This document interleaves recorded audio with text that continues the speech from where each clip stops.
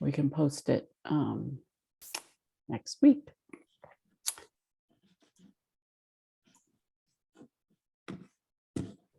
So welcome everyone. So let's share my screen.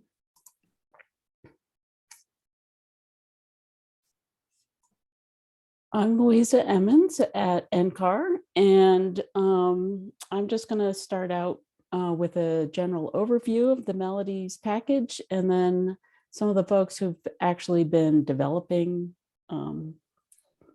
the software will walk you through some examples. So to start out,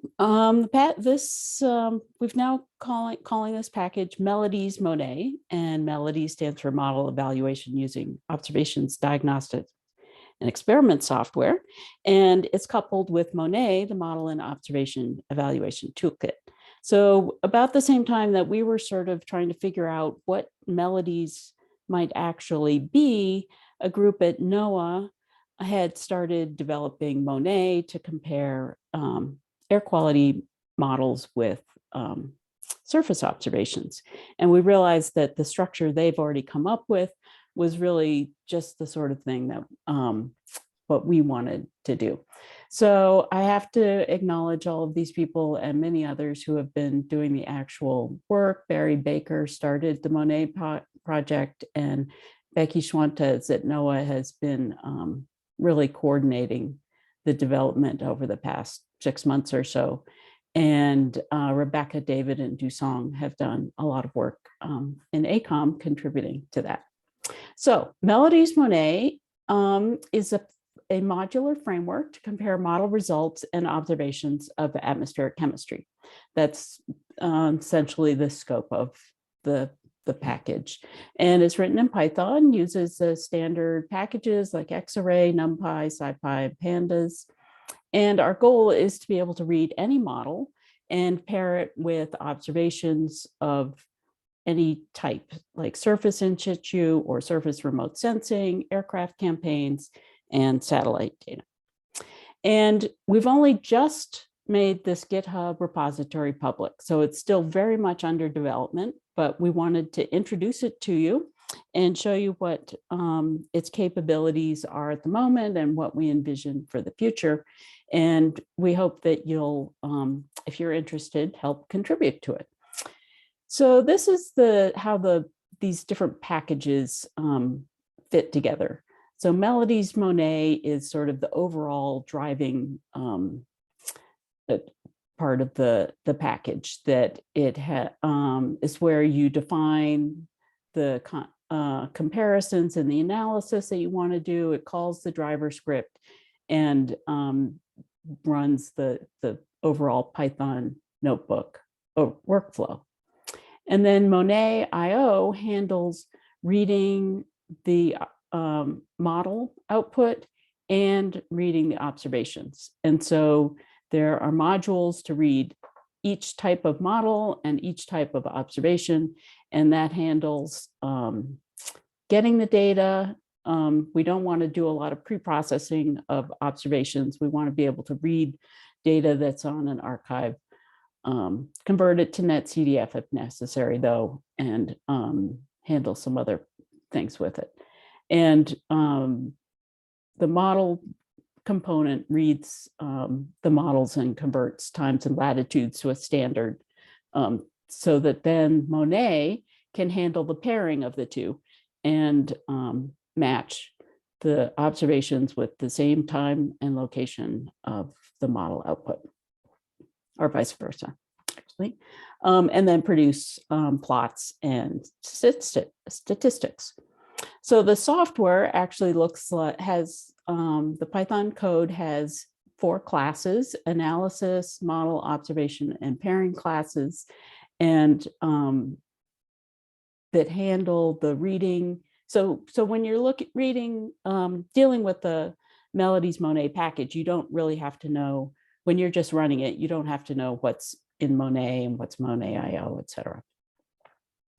And then we're working on producing a lot of different types of plots and a wide variety of statistics.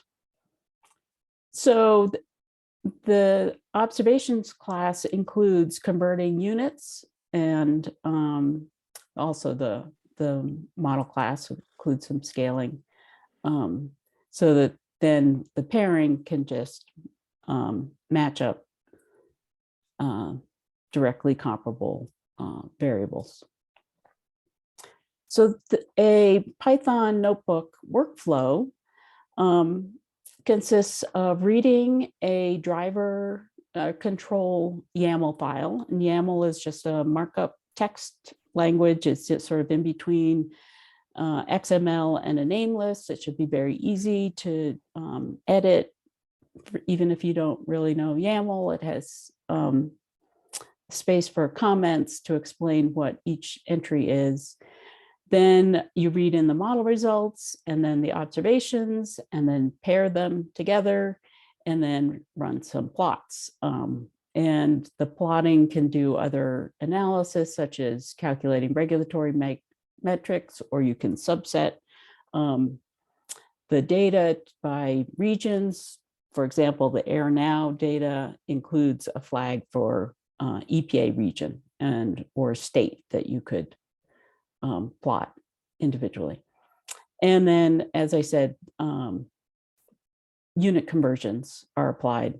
So at the moment, all gases are in ppb and aerosols are in microgram per cubic meter. And we haven't yet figured out how to standardize some other things like meteorology. But that's certainly an area that could be expanded to have different things. This reminds me that I was going to put in the chat links. So if you want more information about MELODIES MONET, these diagrams that I just showed are all in the Read the Docs MELODIES MONET. And there's a separate GitHub and docs for Monet and Monet.io. And you can find lots more information there. So when you run a notebook, I've skipped some of the first parts. You read a YAML file and read in the model and observations, but then there's one command that says pair the data, and it takes a little while. And then you can say plot, and your YAML file has specified what kind of plots you want.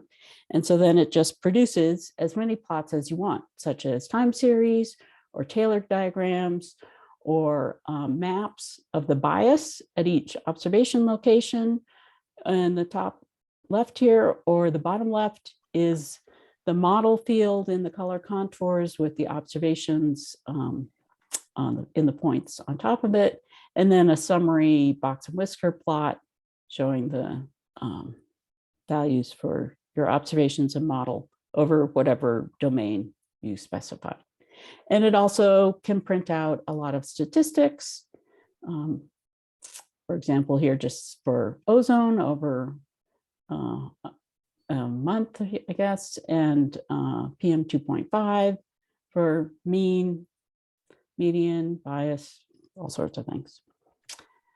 So at the moment, as I said, it's very much in development.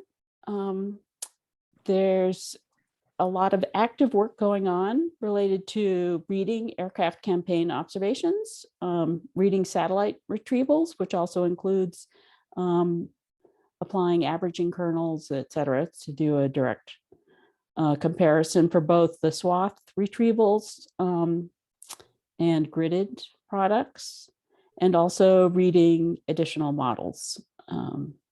And some of our longer term goals that we haven't really fleshed out, but would think would be useful in the long run, is have something like we use for the CESM model evaluation that compares many years of model output to a climatology of observations. So there's some work going on in other parts of the NCAR related to that, but our structure might work for that sort of comparison too, particularly for atmospheric composition data.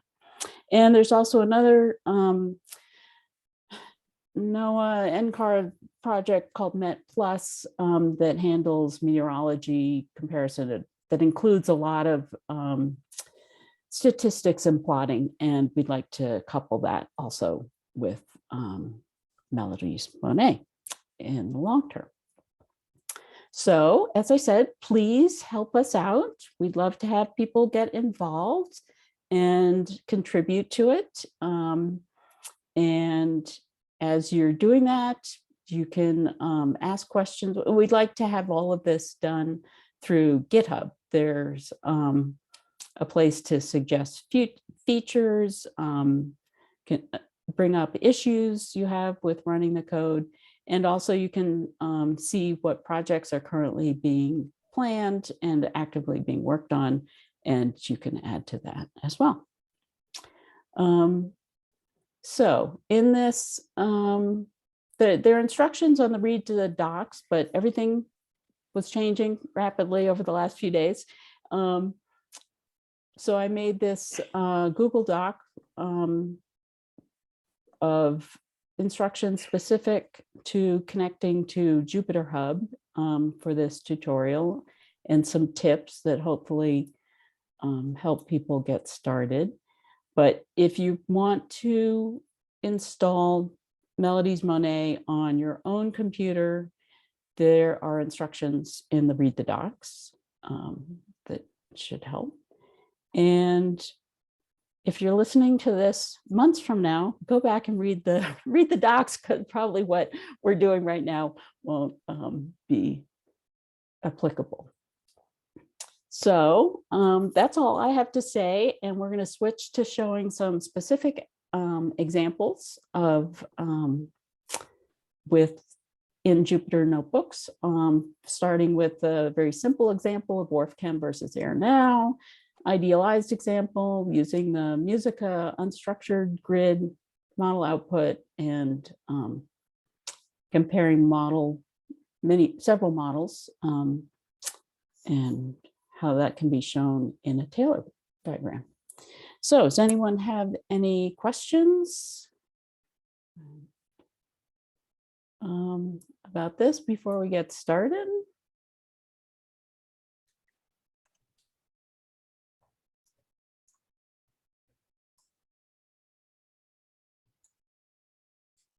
All right. I'll have to share my screen. So maybe the I don't know if anyone has questions about connecting to Jupyterhub before we get started, if you want to follow along. Yeah, I have a question. This is Uma Shankar. Do I select Casper or Cheyenne when I connect to the Jupyterhub? Yes, this Google Doc that I pointed to told you to connect to the Casper PBS batch. Okay. If that doesn't work, you can use the Cheyenne batch, but we're sort of recommending that people use Casper. Cheyenne is the computer that does all of actually running simulations, and Casper is more for analysis of model output. So well, it looks like there are many choices for a number of nodes. And yes, I gave those instructions also in the Google Doc of which ones you have to select. Okay, thank you. Let me just share that. Lisa, I'm going to have to rejoin. I had to change my security preferences to allow a screen share through Zoom. So I will be right back. Okay, all right. Well, then we will go over. Let me log out, and I will show you what this is supposed to look like. All right. So when you go to Jupyterhub, you'll see the login page.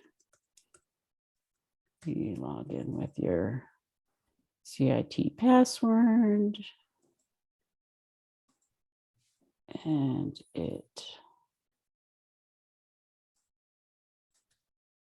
well, that was a mistake. Then it's okay. Here we go. Ask me for my Duo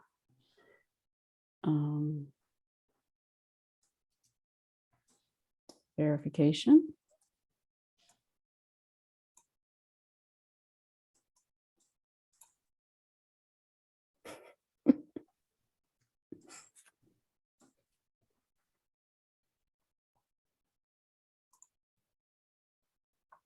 Well, I don't know.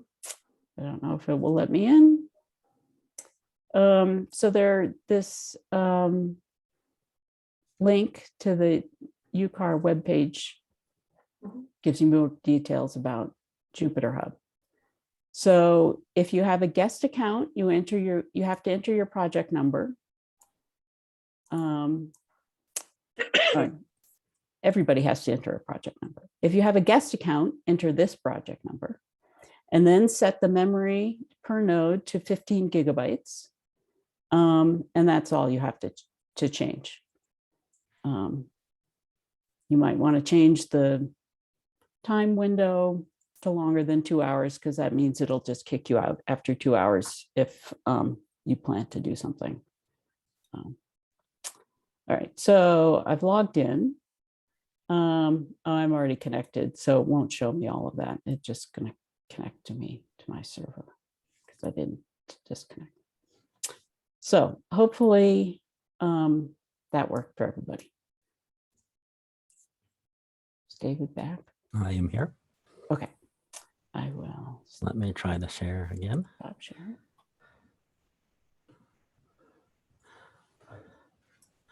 I've seen host disable the attendee screen share. Oh, all right.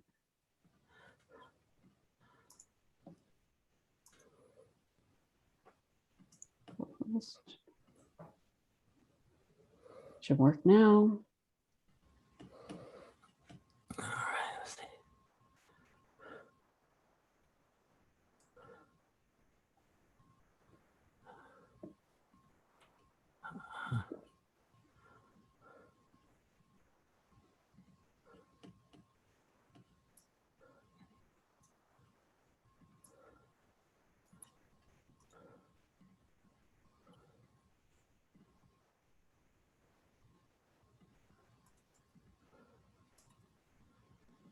Are you seeing my Jupyterhub tab within Yep. Chrome?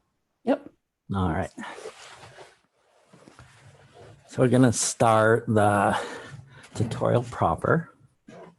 So this notebook that we're going to look at should be available to everybody who wants to test it or play with it.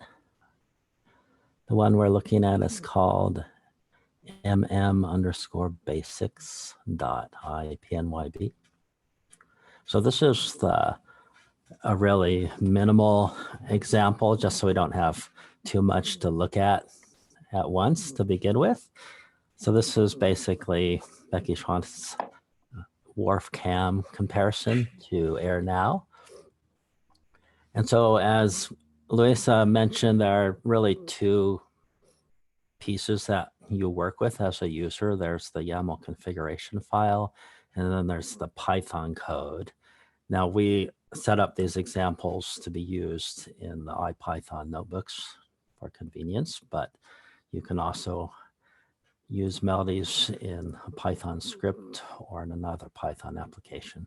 So everything that's done in the notebook can be a part of a script or in a larger Python application if you're importing the Melodies Monet package into your application. So I think Luisa gave sort of an overview of the various parts of Melodies Monet. I'm going to go through them one at a time. I'll show you first what's in the YAML configuration file and then the corresponding part in the Python notebook. So to start out with an analysis, so we have this generic concept of analysis, which is going to consist of a collection of models and observation data sets and a time range. So the first block in YAML, now YAML is basically just nested blocks by indentation. So it's fairly straightforward to use. There's not too much you need to know about it. The first block here, we start with a declaration of an analysis, and we're going to give a start and end time. So we're going to be reading model and observations in a certain time range. And to make this example work, if you're following along in a notebook, you'll have to choose an output dir, an output directory, and this is where your plots are going to appear. So they'll appear both in line in the notebook, and then we'll also generate them and save them to a directory. So set this to wherever you want the plots to appear. Here I have it in my home directory. Now this we want to make true so that we can see the plots in line in the notebook. If you generally make this false for a batch job, that's going to take longer processing. So that's the first block that we start with. And I'm going to go back now to the Python notebook here. So again, we're really doing as little as possible just to get started. This is optional. So we start from the Melodies Monet package. We have sort of a top level script as part of the package. It's called driver. So I always start by importing that.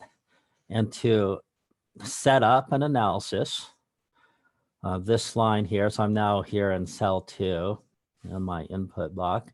We're going to say we want an analysis object. So this is going to set up the analysis, and we're going to read this YAML configuration file. So the one we're looking at now in the tutorial is this mm_basics here. And there are a couple ways to do this, but this analysis object has an entry called control, which is pointing to this file. And then you just execute a read control. So I'll do a shift return here to rerun that cell. That's very quick to set this up. I'm just trying to get to my scroll bar here. This line here, so now this analysis object, once I read the YAML, has all this configuration information in a Python dictionary. And so I can display the contents of that Python dictionary just by typing my object and then control dict. So that's the contents. What is displayed below there is what you're basically seeing as everything in your YAML file, but now it's in a dictionary and usable by the Melodies Monet analysis. So that's sort of the first step to get started. Of course, so what I read in was the entire contents of this configuration file. So now we're going to look at each of the pieces in turn. So what you do to add model obs and then choose what plots you want to make. So after the analysis block, we have a block of models. Now this can contain many models. This is the simplest version, so we just have a single model in here. The subsequent examples we'll look at. After this, we'll have multiple models and more observations and more detail. The one thing I wanted to point out, well, there are two things to mention here while we're looking at this. Some of these entries, so model : those are specific to the Melodies Monet package. So if you want to introduce a model, it has to say model right there. Or, excuse me, if you want to, inside the model YAML block, you start it with model, and that's a Melodies syntax. If you want to know everything that can go into a YAML file, there's in the read the docs, there's a complete description of all our YAML options. So model : is a Melodies syntax. This RACM ESRL is a particular configuration of WRF-CAM. So that name is not a Melodies specific word that was chosen by the user. So you can choose this name here, and that's now the model name. So some of these entries are Melodies syntax and some are user chosen labels essentially. And they're all again described in the read the docs, what all of them mean. So to introduce a model, you choose a label for it. Here I'm calling it this particular WRF-CAM configuration. You're going to have to, on your file system, point everything to where your model output files live. Here they're on the Glade file system. I think everyone should have access to these example files. And here you can use wildcards. So I have a star there. I'm asking for all the output with this prefix. And now this is a melody specific word. The model type is saying we have very specific readers. It's actually down in the Monet IO level. So this is telling us we want to use the Monet IO reader called WRF-CAM. This is some keywords specific to that reader. I'll skip that. And we have some various parameters related to the model reader. The other important part of this YAML block is this entry called mapping. So here mapping is a melodies keyword, and this is required. You choose a label for the observations. That's air now. And this, I chose this. You could have called it something else. And then the important entry here is saying, I want to map what's in the model species name to what's in the observation data set, air now. So the model output name is 03, and you would just look in the netcdf output file and say, oh, I have a variable called 03, and that's a string, and then you map it, and then the observation data set has a variable called ozone in all caps. So you're saying, okay, the model variable 03 is the observation data called ozone. So that's the most important step for the pairing, is to say, well, what model variable maps to what observation variable and the different names. These double quotes are optional in this case. We usually put them there, especially if you have NO, which is a Python keyword, I believe. So projection is none here because we're on a latitude longitude grid. And then in terms of plotting, you can start adding plot options at the model level here. So keywords, whenever you see in a YAML file plot underscore clargs or keyword arguments, anything that these are going to be passed down to the actual routine in that plotlib or cartopy that is going to make the plot. So any keywords those plotting routines can accept, you can put in here. It will depend on the plot type somewhat. So if you have a contour plot, you'll have level options for setting contour levels and things like that that can go into these keyword arguments. And most of our plots in Monet, I believe, default. So that's this model block. Let's go back to our Python notebook now.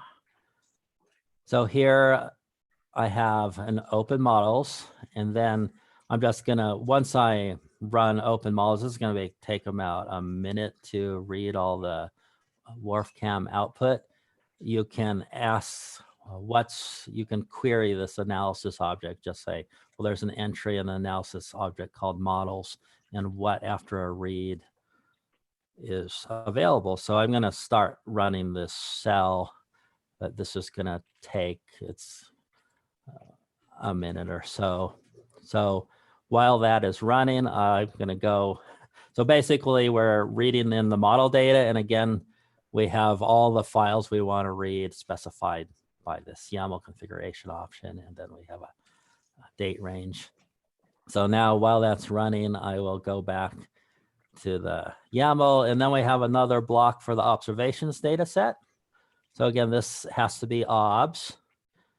This entry air now has to match and again, this is, I chose air now. You could have said something different. This has to match this entry here in the mapping. So those have to be the same. Again, we're pointing it, where does the air now, well, this is again, for use air now is telling us what reader to use. We're pointing it to a file name here in case a single file. We have to tell Melodies what type of observation it is. Right now, we just have point service or in situ for surface networks, but this will eventually include aircraft and keywords for satellite swath or gridded satellite. And then in your observation block, you have a variables entry. So again, this is a Melodies word, but this ozone now needs to match this ozone up here. So you're inside this set, and inside a variable entry within the observations, you can specify a scaling if you want. We don't use it here. You can specify plot labels, plot ranges, missing value. So internally, Melodies will map all missing value flags to nans. So that's the observation block. So here it looks like my models were read in. I have them here. Before I read the observations, I wanted to mention in all of our objects in the Melodies Monet, we have basically 5 major classes. There's this analysis object that's holds all the configuration options. Then we have the model, the model object, the observations, the paired model observations, and then the plotting. You can always access all the data within any given object at any time. So here, for example, after we've read in the models, you can look up. So I only read in one model. This is its label, its name. I can use this as a key into this models entry in the analysis object. And then we have something called .obj, but that is basically the data and all the dimensions, the coordinates, and the data arrays for this model data.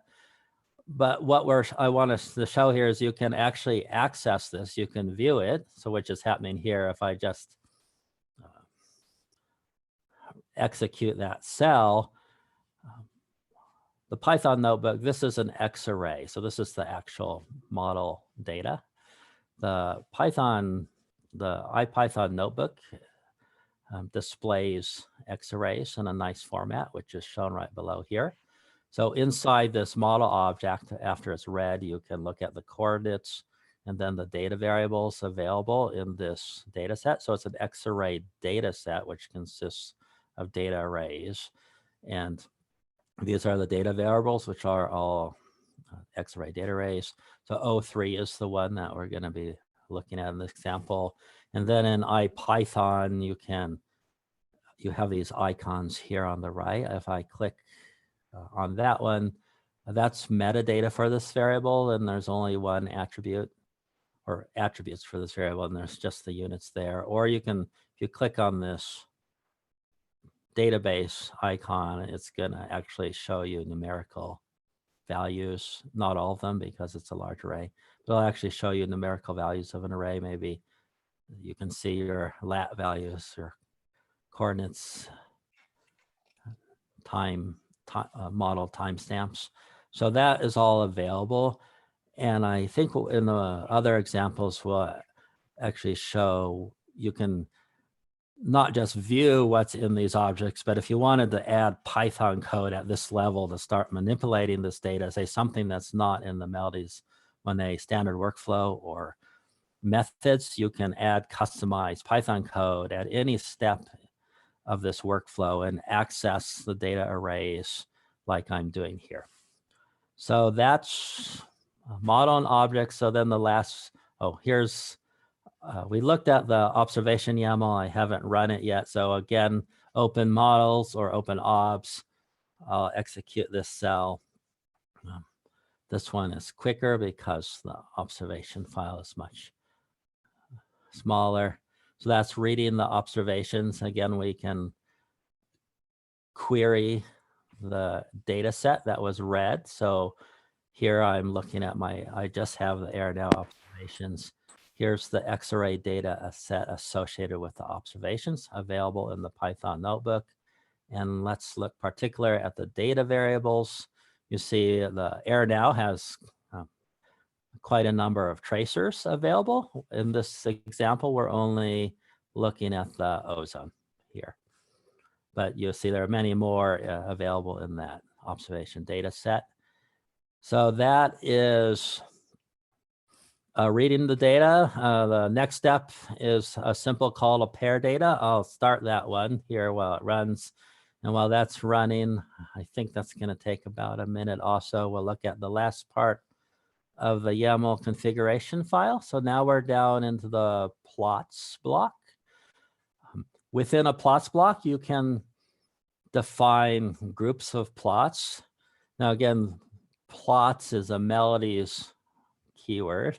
So you have to say plots colon, but again, I get to choose the name of the plots group. So I decided to call it plot time series group. You have to tell Melodies what type of plot it is. So in this example, we're going to do time series and spatial overlay. There are 5. We have many more coming.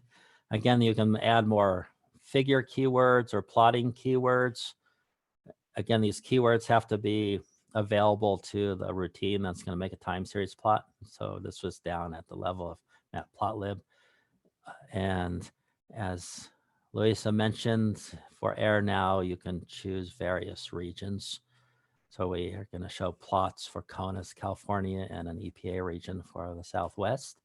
So this is going to actually make now 3 plots. This is a user, this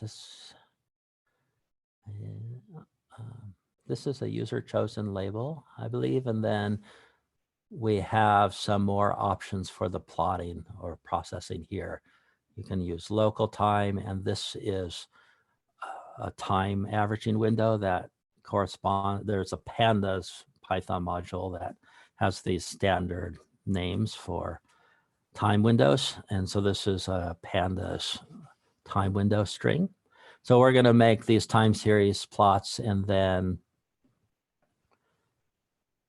their spatial overlay. And this is similar. I'm specifying the same 3 regions, lots of keywords. And this is going to then set up what plots I want to make. So it looks like my pairing has finished. So then the last step is, again, just to call plotting. And so when we're pairing and plotting, you're not adding arguments to these calls because all the information is sitting in this analysis object from the config, YAML config. So last step is to execute that. And of course, my plots just went away, and this takes about a minute to run. So while they're coming, we're going to shortly have the plots regenerated to look at. So that's the basic minimal example. I think we can pause for questions while I'm regenerating my plots. I will say they should appear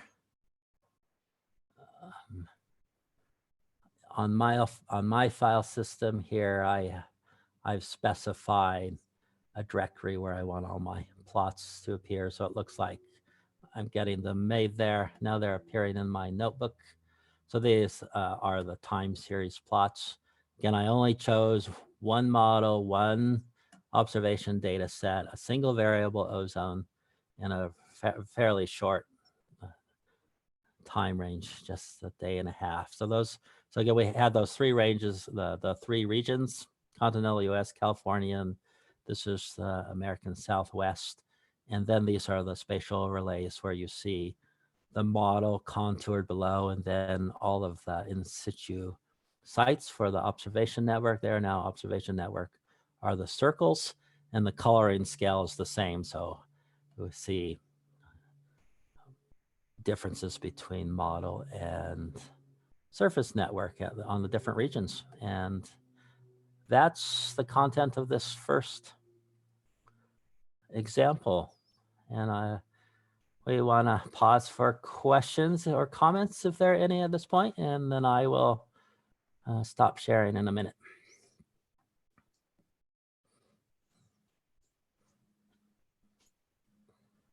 Feel free to speak up or raise your hand if anybody's. Can you Stop. do multiple observations or multiple models in this framework so that you can compare several things in the same plot? Yes, we'll have some examples with multiple models coming up, and it will do every model, all combinations of model to observation. Is that if, let me speak, make sure I say this. For every model, you can specify different data parameters. But so each model is going to have its own mapping. So inside a model, you have this mapping entry where you say model variable to observation variable. So yeah, you can go several models, and with each model, you can have different mappings of what model variable you want to go to which observation variable, and those observation variables can come from different observation data sets, if that makes sense. Brad? Thanks. Is there, you said that by default, chemical species will be in parts per billion by volume. Is there flexibility in that so that issues like precision and things don't bias the statistics? I can't speak to the statistics. Is there, I mean, is We there, have- Well, yes, actually, we have a scaling factor available if you want to change, if you want to manually change units. Let me get back to my YAML up to where, scroll up here.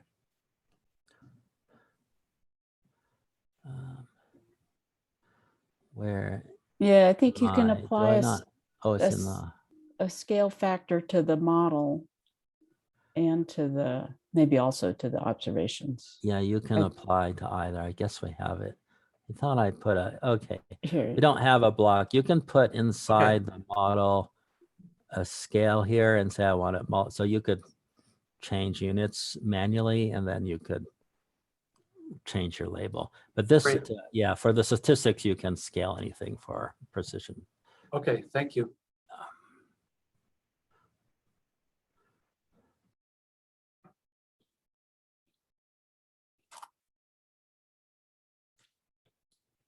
great. Nothing else right now, then maybe we can think next on the schedule with Zach to show an idealized example. Yeah, I can pull mine up. Get this.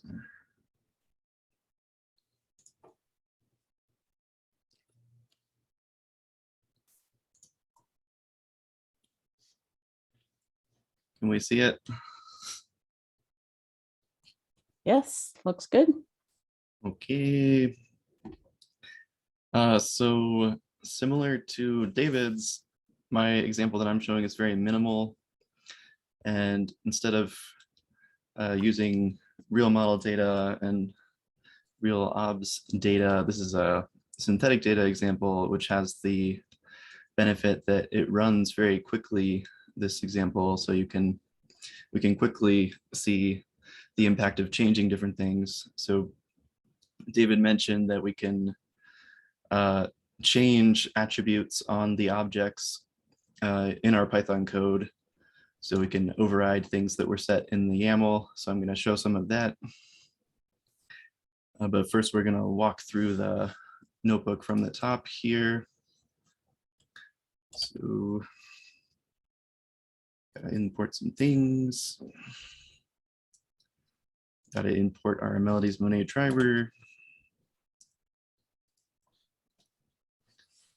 And then in this notebook, I have the text for the YAML file here in the notebook. So we create that file dynamically with this cell here. But then once we've done that, we can go and see that it's been created. And David went over most of this stuff here, but you can see that since this is an idealized example, I just have like generic kind of identifiers for the variables. Like we have a variable A. And I have the file names that we're going to use specified. But first we have to create those files here. Well, first we read our control file. You can see that we've loaded the information from that control file, like our time period, which is specified at the top, and our output directory, where we're going to save the figures and such. So for the model data, I have a equally spaced lat long grid over the US, and I have the field that I'm generating is a Gaussian, 2D Gaussian that moves to the east and expands as it moves. So we can see here what it looks like. I know it's kind of small, but you can see the peak of the 2D Gaussian moves to the east as time progresses. So that's what I'm calling the model data in quotes, and we need to save that file in order to, for Melodies Monet to work on it, because it wants to be able to open that file. So we save it. You can see it's here in my current working directory. And then for the observations, the way I'm generating that is based on interpolating what the model says it should be at that point. So at random locations within the domain, and then I'm adding some random noise, and we're introducing a model bias. So we're going to see what that looks like. And the obs data set, we generate that, and then we have to save that as well. And then we can load both of them. And normally in Melodies Monet, this is one of the steps that can take a good portion of the total time, depending on which kind of model and how much data you have. But here, it does not take much time at all, because we're not doing any processing on these data sets, and they're relatively small. And one thing that is different in this example that you wouldn't normally have to do is that I'm manually closing the handle to these file objects so that we can run this notebook again without restarting the kernel, just to see the impact of changes more quickly. But normally you wouldn't have to do this unless you also wanted to run your notebook again without restarting the kernel. But then after that, we do our pairing, which takes almost half a second. And then we have our paired data set, where we have our observation dimensions. So there are 700 different observations, and we have 9 different times at those observational sites. And here, this cell here creates our output directory if it doesn't exist, but it already does. So it doesn't do anything, but that just guarantees that it will exist. So the plotting routine doesn't complain when it tries to save the figures. And then in our YAML, we're only creating 2 figures, a time series and a spatial overlay. And you can see in our idealized example, the models is the smooth one, and we've specified that it has a positive bias. You can see that, and you can see that there's some noise in what the observations are saying. And you can see that same thing here in the spatial overlay plots. And just ignore that there are surface observations over the ocean. I haven't corrected for that yet to remove those points. So now what we're going to look at is we're going to change some of the attributes in the Melodies Monet objects, and then we can redo the plotting and pairing, and we can quickly see what happens when we do that. So we have a few different options we can do here. So one of them is to change the observational data set. You can see right here how we do that. So like David showed, we can access the X-array objects directly with the .obj attribute. And here we can reassign that to a new data set of observations, which here I have a function for doing that, which is defined earlier in the notebook. And then something else that has an impact on the stats on the plots and such is the radius of influence, because this influences how many observational data points get paired with model data points.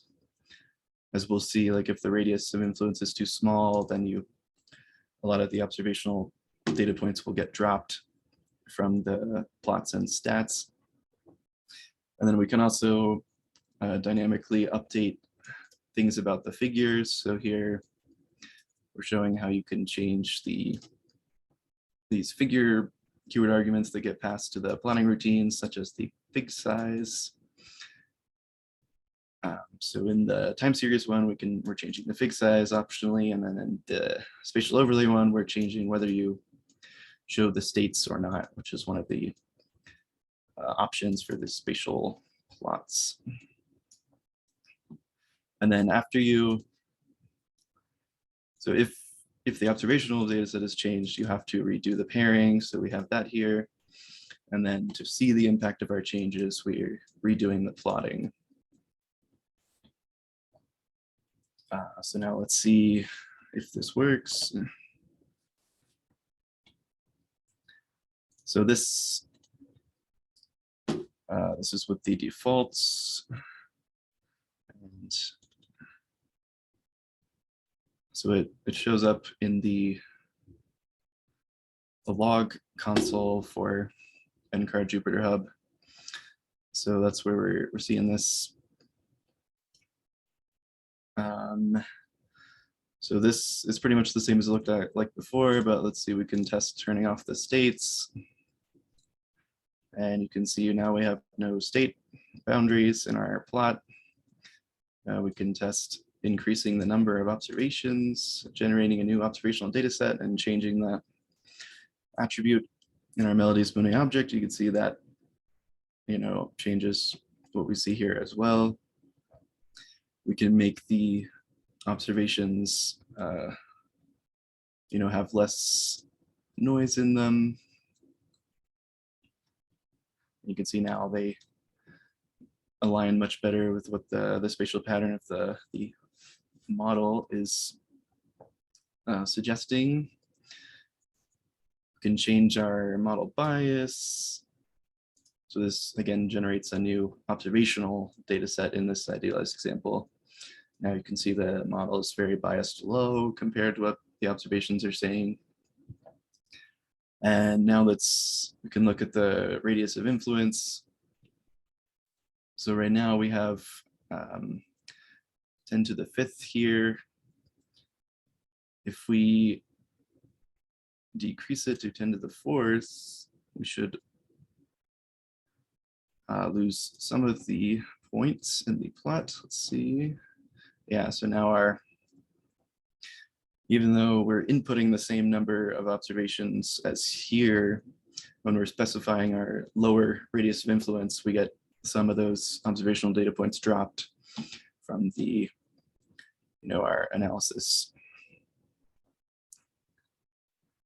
And the other one I didn't show is we can, change other aspects of the figures that are initially specified in the control file. We can override those, like changing the figure size. So now we got a small time series figure.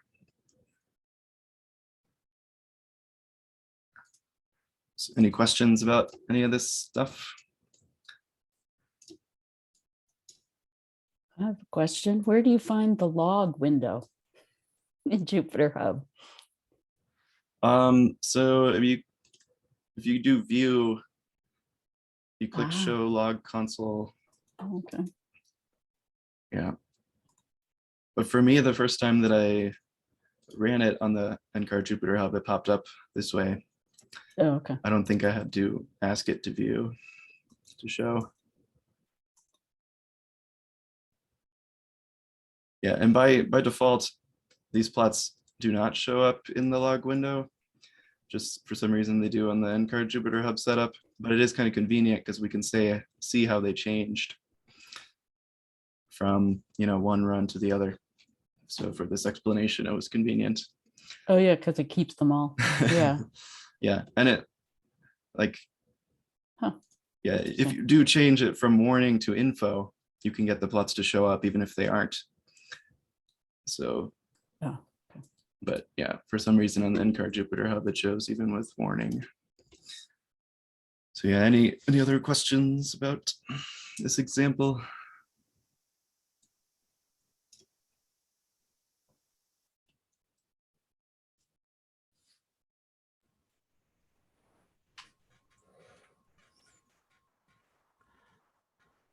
I think I just have a comment. This would be a good way to test our statistics package, because you have easy control over the bias and observations, standard deviations, and whatnot.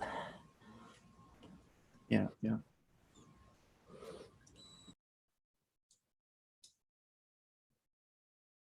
Okay.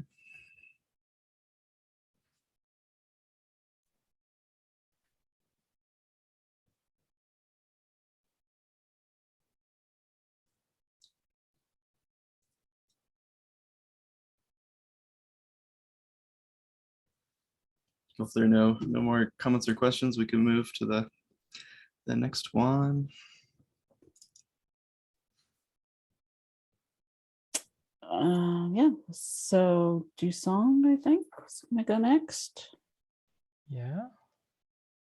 Let me share my screen.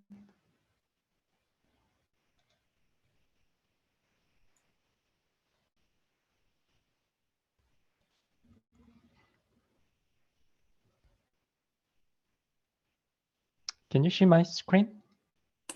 Yes, looks good. Good. Okay. So here I'd like to show the brief Melodies Monet example for MUSICA version 0 file. So this example expands the basic example introduced by David. So basically, file structures are the same as what David showed earlier. So yeah, let's look at this YAML file first. So David already fully explained each part of the file. So I'll just show some parts of the code that are new or changed here. So the analysis class is the same, but here you notice some notation for model files, here script files, and also observation files. So we have this kind of tutorial module option that automatically downloads these example files on your Jupyter notebook. We have several sets of tutorial files that are available right now. So you can see more details about the tutorial module if you want to test this Melodies Monet on your local machine. So I'm going to put this link in the chat in case you want.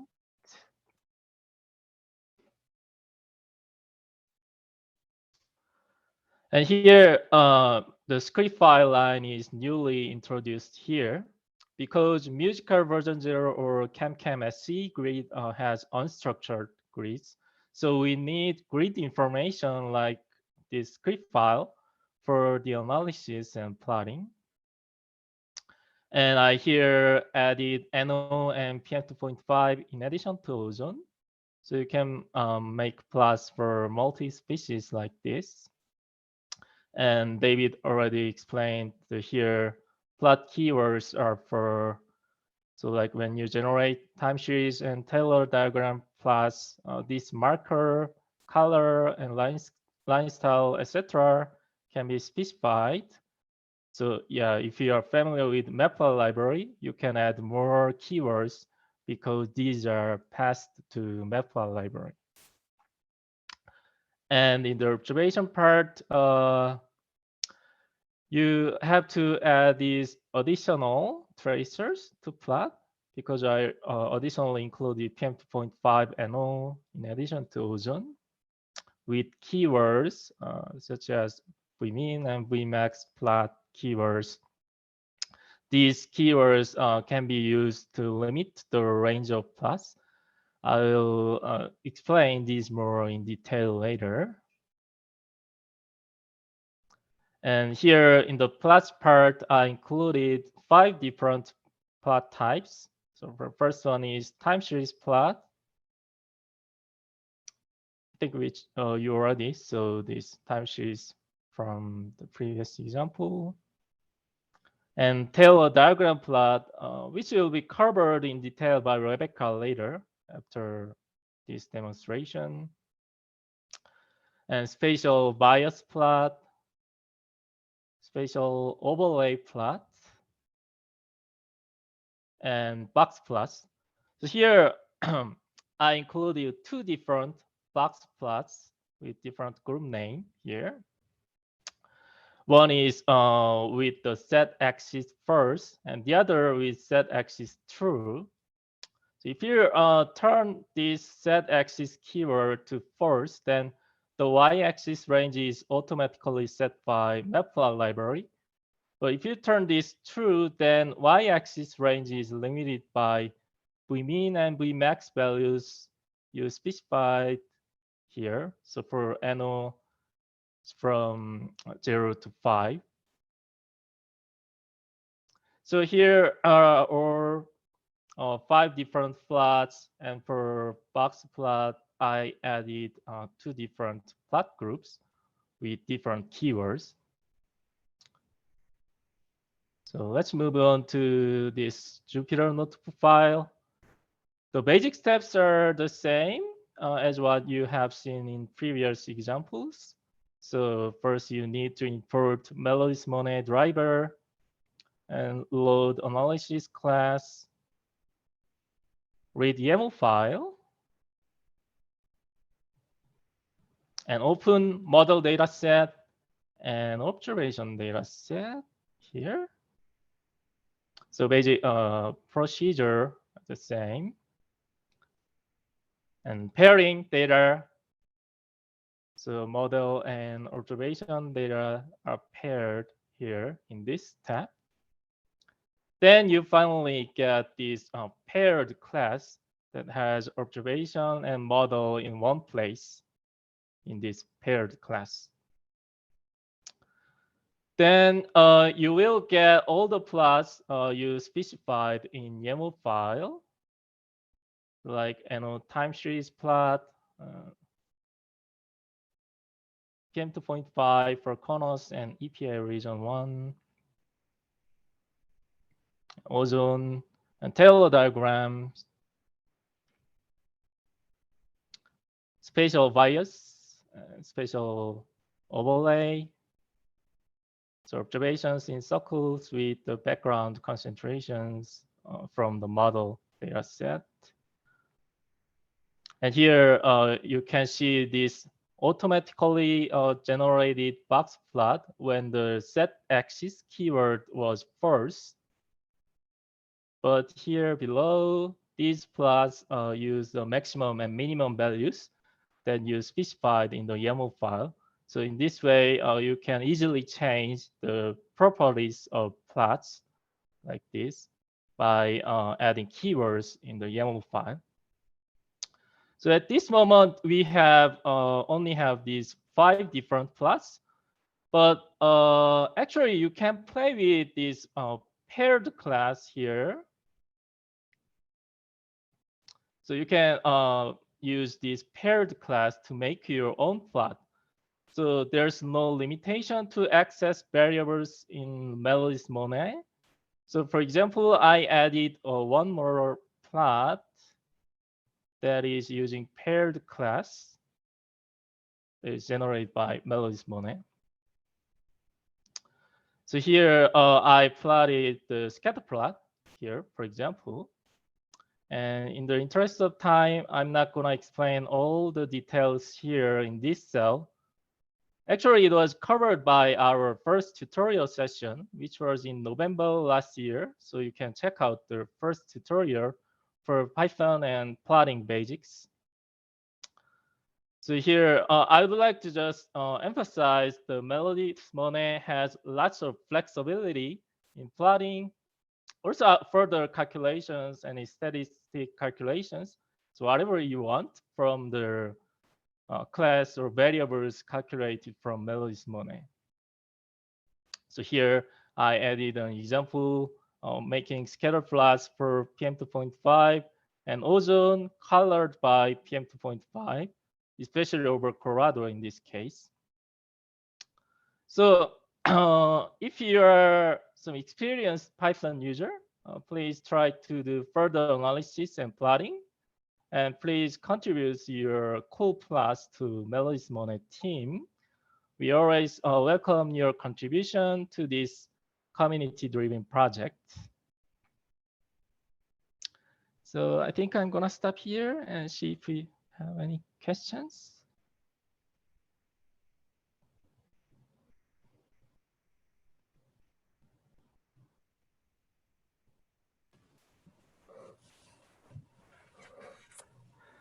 Can you show us this song just quickly in your scatter plot, the access to the pairing object? Just once again, that's the sort of the yes, key step there, right? So that's where you're getting the data array, and then the dot values gives you a NumPy array. Yeah, that's right. So that at that level, you're literally just working with data arrays, and one can do whatever one wishes there. So in this way, you just use MELODIES MONET to pair the model and observations. So you don't have to manually pair model and observation, although we don't have scatterplot yet. So you can just use MELODIES MONET to these kinds of calculation, and you can do further analysis like this. And it would be great if you can contribute to your plotting tools to our team, that we can incorporate and implement your new plots into MELODIES MONET by default.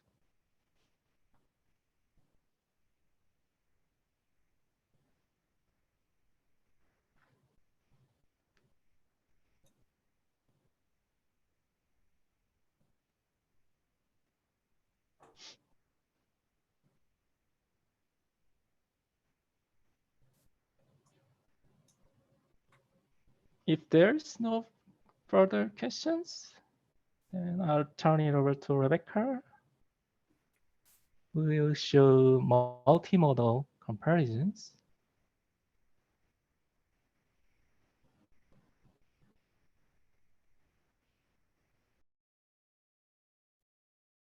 Thanks, Jisung. So I'm just going to show the skill of MELODIES MONET in plotting multiple models against measurements. And we'll start off with the YAML file, so the control3 model example that if you're following along, if you open that. And we've seen these before. It's set up very similar to the other examples we've seen. So the first section here is the analysis definitions. We're looking at just one day. And if you're following along, you will need to change the output directory. So you need to change that to somewhere you want to save the plots. We're also going to make sure that we see the plots in line in the Jupyter Notebook as well. And then the next section is where we define all the models. And here I said we're going to look at multiple models. So here we have finite volume, CESM, CAM, model data being read in, MUSICA, and version of WRF-Chem as well. So there are 3 models that we set up. We're just going to look at ozone, just to show how we can look at multiple models against one species. And then there are different, Zach talked about radius of influence that you need to make sure makes sense for your model resolution, spatial resolution. We have, for this tutorial, we have example model output in these locations on the Glade system. So you should be able to access those if you're following along. And I think that's all I wanted to talk about in terms of the models, but there are these three models that we're going to read in our Jupyter Notebook. We also read in the observations, just the air now observations again. and just looking at ozone. Dusong mentioned in terms of the Taylor plot, we need to have this Taylor plot scale to make sure that we can see all the models on that Taylor diagram. So that's the observation section in the YAML file, configuration file. And then we define the plots that we want to look at in the model versus measurement comparison. So here I've defined 3 different plot groups. So we have a Taylor plot group first that we're looking at, then a time series. And we've seen previously descriptions of these sections, and then a box plot as well. So that's the control configuration file set up for this example. And looking at the Jupyter Notebook now follows the same process that we looked at before. So again, David mentioned these, ignoring these warnings is optional, but the loading of the driver from Melodies Monet is what you want to start with.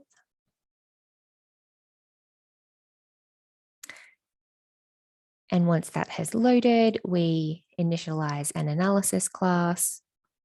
And then we read in the YAML file, the control file. If you actually want to see what's in the control in the analysis control dictionary, then you can uncomment that line. But if you don't want to see it, you can comment it. And then we open the 3 models. So this is now reading in the 3 models that we defined in our YAML file. And this can take a little while. So the star means that the Jupyter Notebook is still working on this section. We'll see, it can take maybe a minute or so.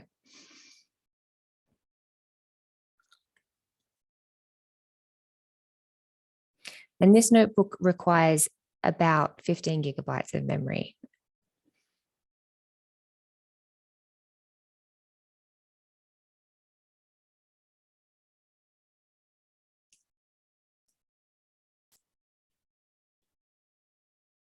Okay, so there's a number there. So now that's been read in.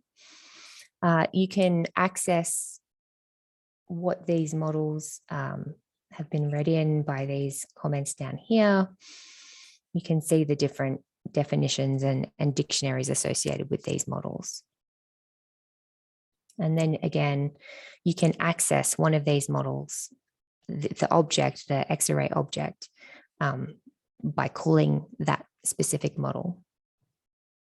And we can look at the metadata or the actual values associated with that in this IPython format. So that section has read in the 3 different models, and now we read in our observations.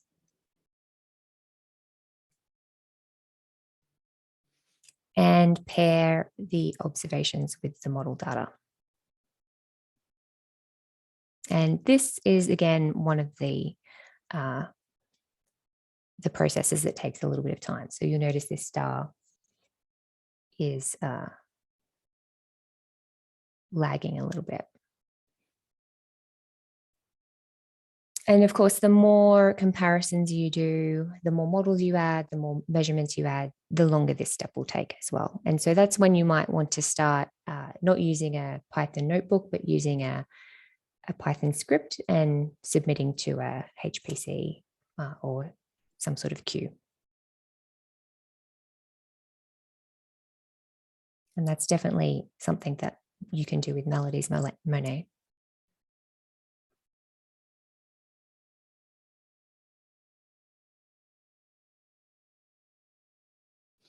So it's still working.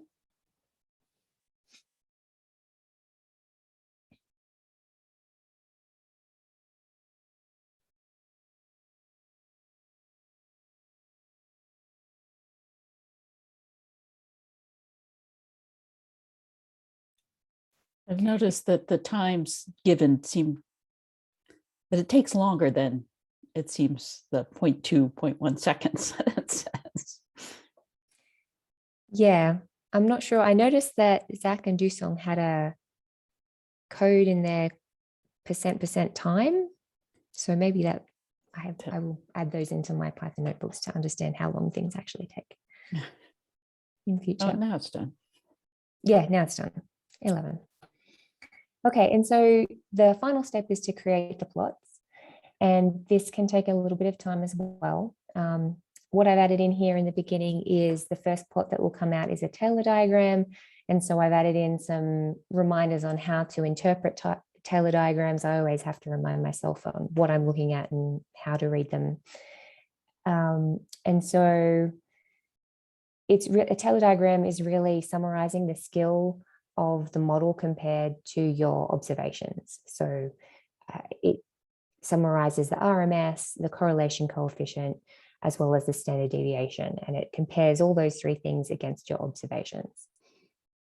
And so here's the Taylor diagram of your observations are the red star. And the closer the model points are to that red star, the better the model has done.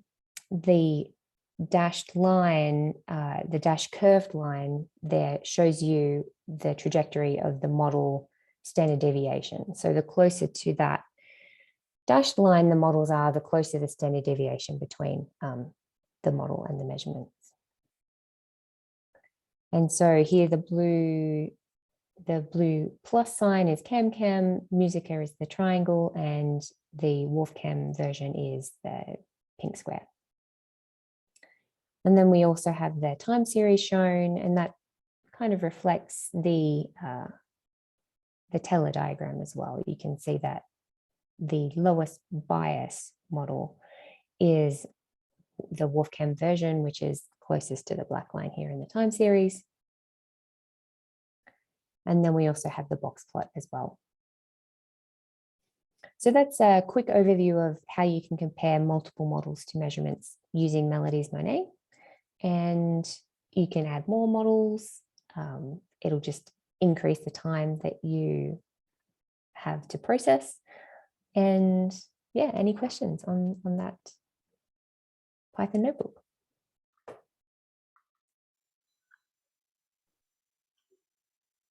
Is there any convenient way to save off the pairing, the paired data and reload it so that you could kind of skip some of the earlier steps, but still sort of have the general flexibility of plotting the paired data? Yeah, that's a good question. I'm not sure if somebody else wants to jump in, but I believe that the paired data is just a X-array. So you could then just use the CSV save or the NetCDF save option of X-array. David, did you want to say something? You've jumped in. That was going to be my answer. You can just do the _netcdf X-array method. At the .obj, you would get that X-array, and then you could restore that. But then I'm just thinking, so the paired data object may have other information besides this X-ray in there. So the other way is Python has a pickle module, which allows you to save the contents of any object in Python to a data file and then restore it or load it. So, and that's basically one line, take this object, save it to disk, and then elsewhere in Python, you can do a one-line load and get your object back. So that's another way.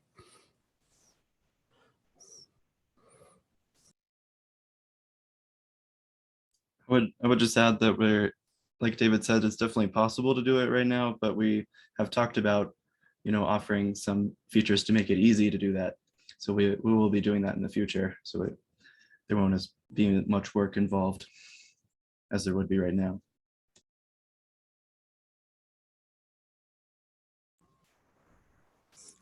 And that's for general workflow. So it's often the case that you're making changes and you don't want to repair your data if that's time consuming. So that's in our plans to make that smoother. May I have a comment on that? Yeah, So I was gonna, I'll comment on that. So, looks like the reading part, it takes quite a while.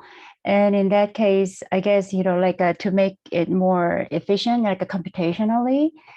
So if we want to deal with the ensemble forecast or like a month-long statistics, like a month-long data set, I guess this is not the best way of, process the data, a one by one. Or so I thought, maybe you can pre-process the data, just for the observation stations upfront, just to have that kind of capability. It would be nice to kind of reduce the reading time and even for the reproducibility later on.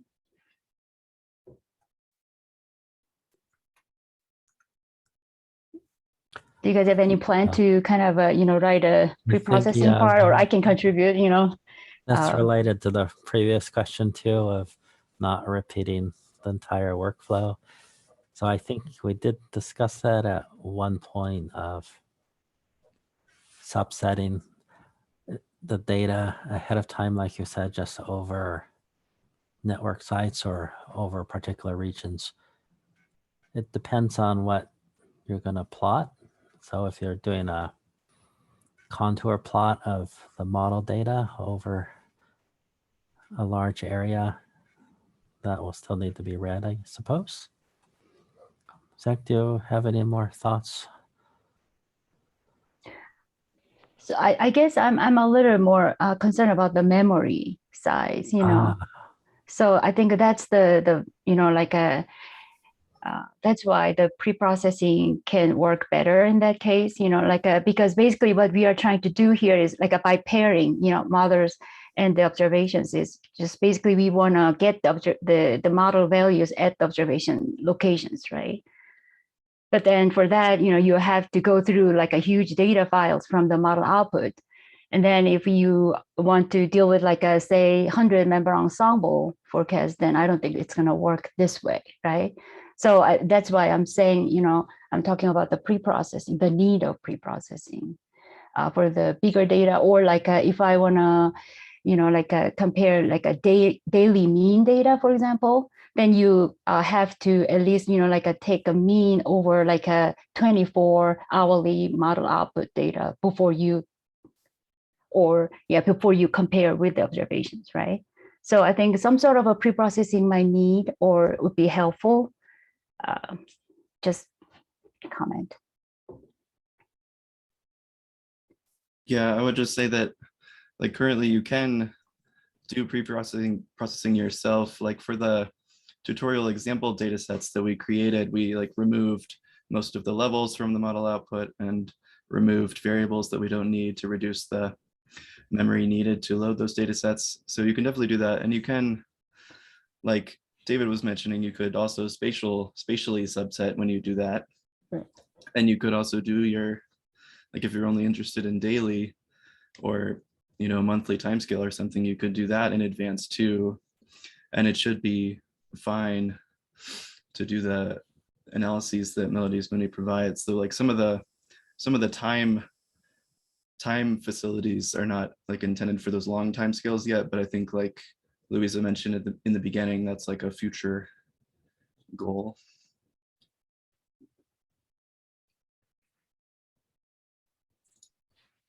Yeah, I do. I generally use the NCO operators to subset or time average before a Melodies Monet analysis. But I think the answer to your comment or question is yes, we need to look more at pre-processing options for the larger data analysis. So I think most of our development work has been on these smaller data sets and short-term runs. And I think it will be moving forward, we'll be looking, and we appreciate ideas or contributions on how to structure bigger jobs, bigger processing tasks to make them efficient. So Sure. This seems to be pretty similar to what we are trying to do, actually doing, in the data assimilation part. So I think there's a lot of overlaps between what we are doing and what you guys are doing.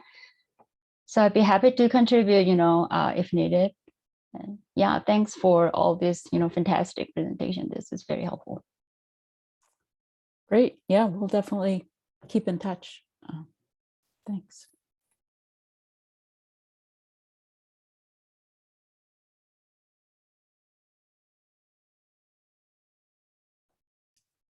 I have a quick question. Yes, go ahead. Yes, this is very small scale in space and time. But when we pairing the data with a certain period, all the pairing is not, the total number of pairing is not always the same, right? The first day or first data set, the second day's data set, and so on. But in order to give more significant statistics, we may have to fix the same number of observation pairing data point. So that time, can you control the total number of available point? For instance, like AeroNet data. So first day, we have 10 days data. First day pairing successful 300 point. And the second day, some part is missing. So 290 data available. And third day is 350 data available. But in order to keep the consistencies, we may have to all the, for whole period, 10 days, all the data point or the location is available. That one more the significant meaning. So can you control such the fixed and meaningful data point? I think the answer is not yet, and that's a good feature to add. Does anyone else know if we have that capability? We don't have it in the YAML file, I'm pretty sure, as No, an but option, but do we have it, Barry? Yes, thank you. Yeah, so the easiest way to be able to do that is whenever you pre-process the AirNet data, for example, is to actually do a little bit of data filtering there.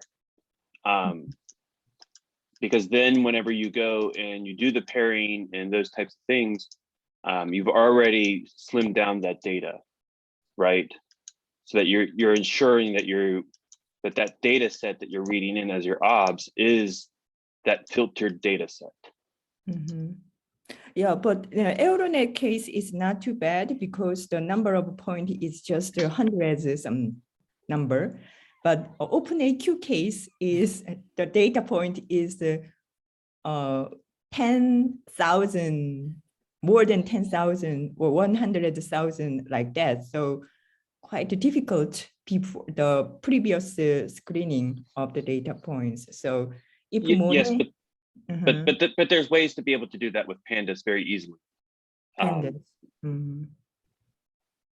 So yeah, whenever Monet reads the data in by default from like OpenAQ, for example, it reads it in as a pandas data frame, and that library was meant to be able to handle exactly these types of issues. I see. Okay. All right. Thank you. Thanks for bringing that up. Rifang asked in the chat a question that I don't completely understand your question. So maybe you can clarify what you're asking. Is this a particular model output you've been using? Oh, sure, yes. We use the MONET to verify the roof CMAC model. Yeah, for the roof CMAC model, there we want to verify the PM 2.5. So, but the forecast file the DYN forecast file does not have the PM 2.5, so we have to generate the PM 2.5, the separate file. So we use DYN file and the PM 2.0 files in the YAM file. We define that in the YAM file. But when I try, if we use the forecast from 1 hour to 24 hours, so we are able to generate PM 2.5 plots. But we want to try, the forecast file from 0 to 23. So it get the error like the segment fault. So looks like when we try the forecast at 0 hour, it crashed. So I don't know what caused that.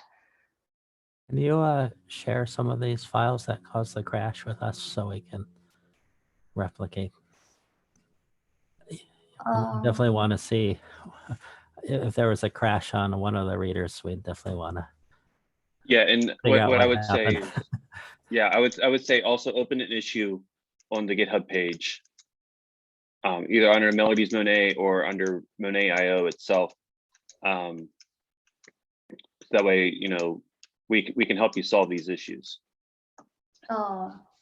Sure. So open the issue on the Monet GitHub, right? I open the question over there. Yeah, Monet. Yeah, go ahead, Louisa. Yeah, that would be great. Yeah, so Monet IO, it's an input, right? Input question. So the Monet IO webpage, probably best. And we also have this new email or Google group. We definitely want to collect bug reports and issues. That's right. I don't know if we can share that. Sure. Yeah, I will do that. Yeah. Okay, thank you. Oh yeah, on the contribute page, we have a link to the melodies at ucar.edu. So at the moment, this email list goes to a few of us, and we'll try to answer your question. But also anyone can join this email list and help us to answer questions in addition to asking questions. And if you've joined the Google group, then you can see past questions and answers if you join that email list. So.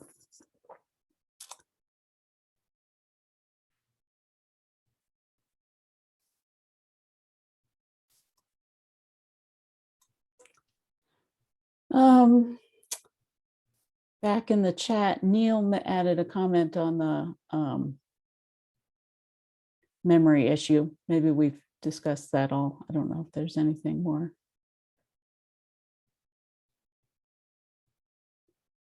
You wanted to add?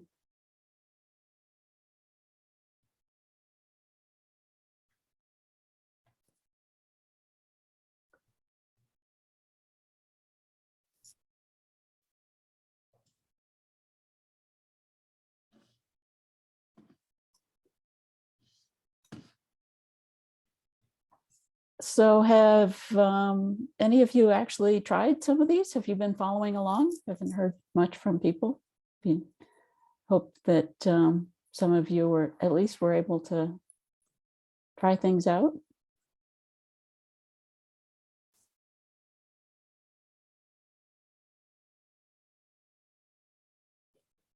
Thanks, Matt.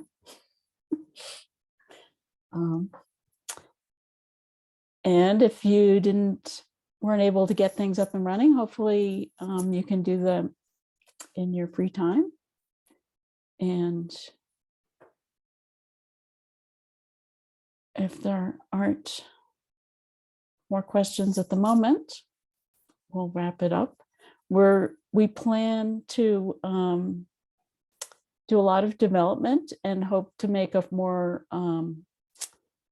formal release of the code in the next few months, maybe in summer, and have a more complete tutorial, show off more features, but hopefully people can start using it or trying it out and share their developments with us. I'm happy to hang around and keep asking questions. I'm going to turn off the recording.